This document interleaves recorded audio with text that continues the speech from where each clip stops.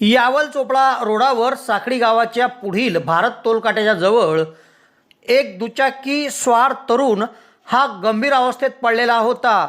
तेव्हा किनगाव येथील काही तरुणांनी त्याला मदत केली। तातडीने 108 रुग्णवाहिका बोलावून त्याला उपचाराकरिता दाखल केले आहे।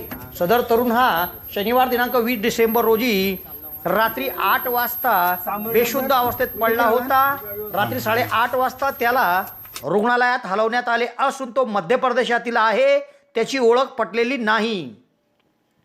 यावल चोपडा रस्त्यावर साखळी गावाच्या पुढे भारत टोलकाटा आहे।